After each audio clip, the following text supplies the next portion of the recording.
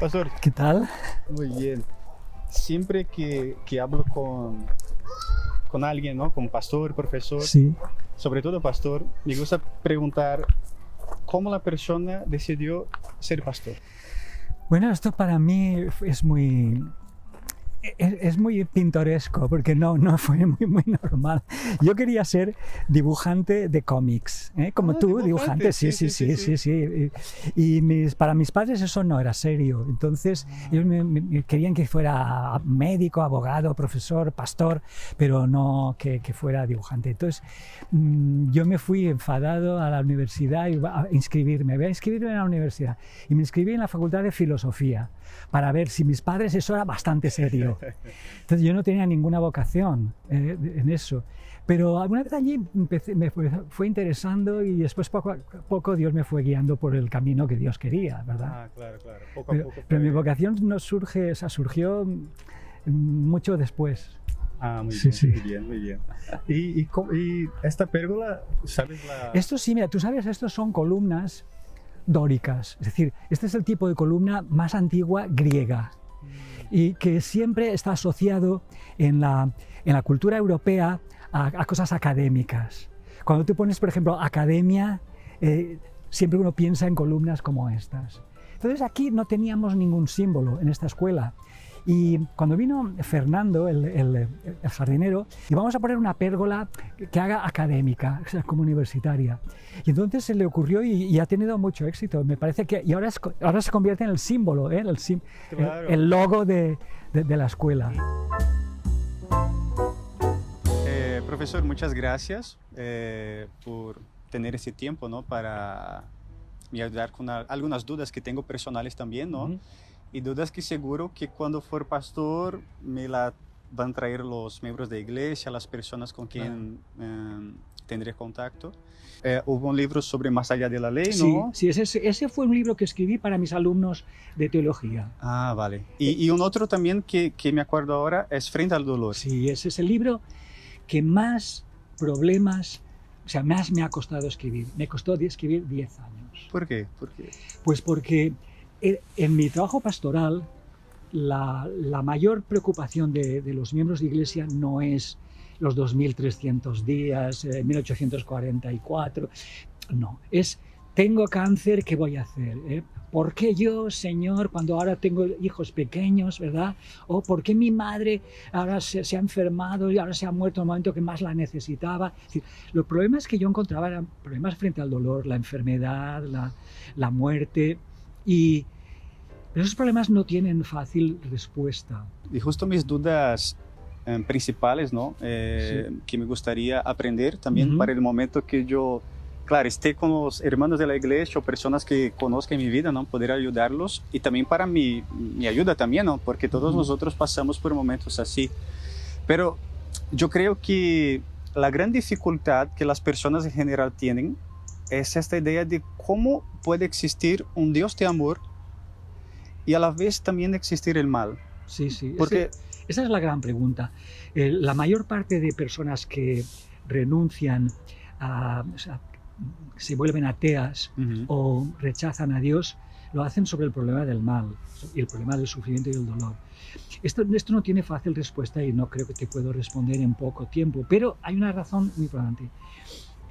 El mal existe porque hay libertad.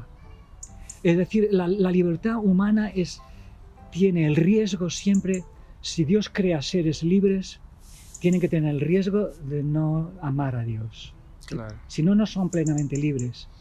Entonces, el gran riesgo de Dios es, creo, un ser libre que puede que un día me rechace, o sea, o se rebele contra mí, o se rebele contra sus propios hermanos, o sea, haga mal a otros. Y ese es el misterio del amor de Dios, que prefiere sufrir, pero en vez de forzar la voluntad de nadie. Entonces, si aceptamos que Dios es amor y por ser amor nos tiene que hacer libres, el sufrimiento tiene que ser posible. Claro. Es complicado, ¿eh? Sí. Pero es así. Sí. Y yo quedo pensando también que Mismo que nosotros entendamos eso, ¿no? Existe un Dios que es amor, existe el mal que está en el mundo, ¿no? Y cabe también nuestras decisiones.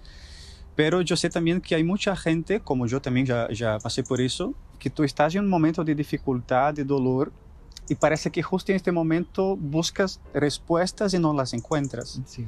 Yo no sé qué deberíamos hacer. Eso se llama el silencio de Dios. Sí. El silencio de Dios. Es decir, este silencio lo ha vivido incluso Jesús. Dios mío, ¿por qué me has desamparado?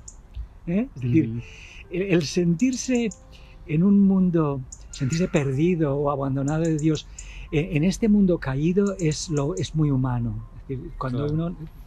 Y por eso yo creo que esa es la razón principal por la que Dios tiene otra vida. Porque si no tuviese otra vida, para muchas personas esta vida sería una injusticia muy grande. Las personas que han nacido ya con problemas o viven en medio de la guerra, en medio de la justicia. Entonces, la ética humana que Dios ha puesto en nosotros, el sentido de justicia que nosotros tenemos, exige otra vida. Otra vida donde no habrá los problemas de ahora. Pero claro, para aceptar eso hace falta tener fe. Sí, claro. Y eso es... Sí. Y yo me acuerdo, por ejemplo, en Brasil nosotros decimos que si una persona no viene por el amor, viene por el dolor. Dios te intenta llamar porque Dios te ama, pero si tú no vienes, Dios permite que suceda una cosa mala en tu vida para que tú vengas. Sí. La Biblia nos podría hacer entender que Dios utiliza el mal para nuestro desarrollo, para el crecimiento espiritual. Mira, yo lo voy a formular de otra manera. Es decir, la idea la comprendo muy bien, pero yo no estoy de acuerdo, porque la Biblia te lo dice, en que Dios haga mal para que salga un bien. Entonces hay un texto de Pablo. Yo he tenido mi gran área de trabajo es los evangelios y la epístola a los romanos, ¿verdad? Pero en fin, también trabajo otras epístolas de Pablo, pero en fin, eso es principal. Hice mi tesis allí, y en Romanos 8 hay un pasaje que dice, que está traducido, algunas Biblias te traducen que a los que aman a Dios, todas las cosas les concurren a bien. No sé cómo lo dice en portugués, pero probablemente parecido. Sí, parecido. Entonces, cuidado, ese texto se puede entender, se puede traducir de dos maneras y también entender de dos maneras. Una, a los que aman a Dios, en todo lo que les ocurre, Dios les acompaña para bien. Eso es una. Vale. Y la otra es que todo lo que les ocurre, por malos que sea, es que Dios se lo manda. Claro, esa versión no es bíblica. No, claro. Porque el libro más complejo que la Biblia tiene adrede para explicar el problema del mal es el libro de Job. Y el libro de Job deja muy claro que el mal lo envía el enemigo, no él. O sea, Dios está conteniendo al enemigo para que no haga tanto mal, pero el mal no viene de Dios. Entonces, la lectura de este texto sería, cuando una persona realmente tiene a Dios en su vida, aún en las cosas peores que le pasan, Dios puede ayudar, puede emplearlas para su bien, aún esas. Claro. Y esto yo lo he experimentado en propia vida, cosas me han ocurrido malas. Dios mío, acompáñame en esto para que salga algún bien de aquí. Y esto es lo que sí que creo que Dios hace. No que Dios me manda un accidente para llamarme la atención, claro. pero me dice, mira, en medio de este accidente, mira, te voy a guiar por aquí y verás qué bien.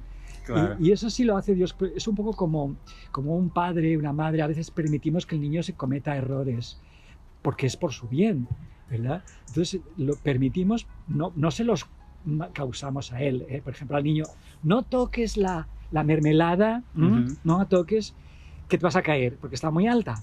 Y el niño va a agarrarla y se cae. Pues bueno, se ha hecho daño, yo lo sufro, pero ahí vas a aprender algo, vas a aprender. Esto es lo que, como yo entiendo esta situación. Claro. Y ahora esto es un resumen, casi una caricatura. Sí, pero en fin, esto, por eso te invito a que leas mi libro. Muy bien. Sí. Y una cosa que yo pienso también, y es que así, nosotros pensamos en el sufrimiento que nosotros pasamos como seres humanos, claro. ¿No? Porque vivimos en un mundo de pecado y como bien has dicho, todos pueden pasar por eso. Y Jesús mismo lo dijo, ¿no? Que tendríamos aflicciones y todo más. Pero nosotros podríamos decir que mal y el sufrimiento humano de alguna manera afectan a Dios también? Claro, claro que Dios sufre. ¿Sabes? Los griegos, nosotros tenemos un concepto de Dios muy diferente al concepto de los filósofos. En la filosofía griega, yo hice primero 5 años de filosofía, conozco de qué hablo. O sea, en la filosofía griega, Dios es impasible, es decir, no lo puede, nada le afecta. Pero el Dios de la Biblia es un Dios que sufre, que tiene celos, que se enfada, ira, que ama. Es decir, es un Dios muy diferente. Y nosotros tenemos que entender, como dirá Pablo en 2 Corintios 5, que Dios estaba en Cristo reconciliando el mundo consigo mismo. O sea, todo el sufrimiento de Cristo, Dios estaba ahí. Es decir, Dios está sufriendo con todas sus criaturas, desde Satanás, desde Lucifer en el cielo, y Él sufre con nosotros y nos acompaña al sufrimiento. Y esto para mí creo que es la enseñanza más útil para mí. Es decir, mira, yo estoy pasando un mal momento, pero Dios está conmigo. Claro. Y esto es temporal. Esto, en esta tierra, el que me des unos años más, a lo mejor es peor, como pasa con el rey, aquel rey en la Biblia, ¿verdad? Es decir, si mi vida se puede terminar, pero sé que no es el final, que no es la estación última. Es decir, sé que tú me vas a comer hasta el final porque tú me puedes devolver la vida. Y esta es una esperanza muy importante para las personas que sufren. Le iba a preguntar justo eso. ¿Qué esperanza la Biblia nos da frente al dolor? Sí, mira, pues es justamente yo creo eso, que ¿no? es que estoy contigo, yo estoy contigo. Es la promesa que Dios hace ya en el Antiguo Testamento también. Yo estoy contigo donde quiera que vayas. Y es la promesa que va a hacer Jesús cuando se despide de sus discípulos. Los discípulos están llorando que pierden al maestro y dicen, no, tranquilos, yo estoy con vosotros todos los días. Los días pasados en la UCI, los días pasados en el hospital, todos. Estoy todos los días hasta el fin del mundo. Entonces esto para mí creo que es un gran consuelo. Pues muchísimas gracias, profesor. Gracias a ti. Y bueno, me parece muy bueno que te intereses por esos temas que son los que vas a tener cada día en tu trabajo pastoral. Sí. Mucho más que temas teológicos. Sí, como habías dicho, ¿no? Sí. Más temas de la vida misma. De la vida cotidiana, sí, señor. Así es. Claro. Y voy a leer el libro también. Pues muchas gracias, profesor. Gracias. Pues Dios vamos te bendiga. entonces. Pues nos vamos, sí.